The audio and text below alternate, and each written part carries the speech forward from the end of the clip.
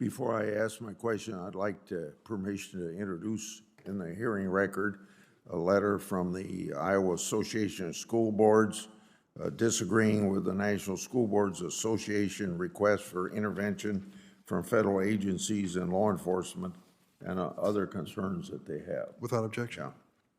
Yeah. General Garland, regarding your October 4th school board memo, last week you said the memo was for law enforcement audience, despite it being on your public website as a press release. As a result of your memo, local school officials and parents may not speak up in these meetings out of fear that the federal government will do something to them. So that's a poisonous, chilling effect. Apparently that letter wasn't actually supported by organization, but was sent by 2 unauthorized staff. So last week the organization disavowed it, since you and the White House based your memo on this delegitimized letter. I assume you're going to revoke your extremely divisive memo that you said was instigated because of that letter. That's a question. Senator, the memo, which referred to as one page, it responds to concerns about violence, threats of violence, other criminal conduct. That's all it's about. And all it asks is for federal law enforcement to consult with, meet with local law enforcement to assess the circumstances, to strategize about what may or may not be necessary, to provide federal assistance if it is necessary. Presumably, you wrote the memo because of the letter. The letter is disavowed now. So you're going to keep your memo going anyway, right? Is that what you're telling me? Senator, I have the letter from NSBA that you're referring to.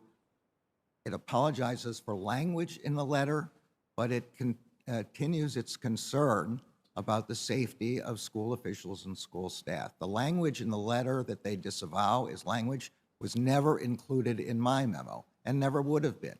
I did not adopt every concern that they had in their letter. I adopted only the concern about violence and threats of violence, and that hasn't changed. Who in the Justice Department was responsible for drafting your polarizing October 4th memo? I signed the memo, and I worked on the memo. The press release accompanying your memo mentions that the National Security Division will get involved in school board investigations.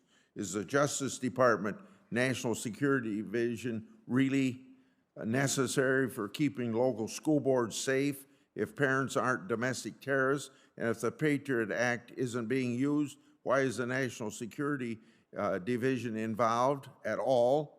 This kind of looks like something that would come out of some communist country, expansive definition of national security. The memo is only about violence and threats of violence. It makes absolutely clear in the first paragraph that spirited debate about policy matters is protected under our Constitution. That includes debate by parents criticizing school boards. That is welcome. The Justice Department protects that kind of debate. The only thing we're concerned about, Senator, is violence and threats of violence against school officials, school teachers, school staff. Just like we're concerned about those kind of threats against senators, members of Congress, election officials. In all of those circumstances, we are trying to prevent the violence that sometimes occurs after threats. Your memo stated that the Justice Department is opening dedicated lines of communication for threat reporting, assessment, and response. What is the department doing with tips it receives on this dedicated line, and what are you doing with those parents who have been reported? The FBI gets complaints, concerns from people around the country for all different kinds of threats and violence. That's what this is about, a place where people who feel that they've been threatened with violence can report that. These are then assessed, and they are only pursued if, consistent with the First Amendment, we have a true threat that violates federal statutes or that needs to be referred to a state or local government, federal agency, local law enforcement agency for their assistance.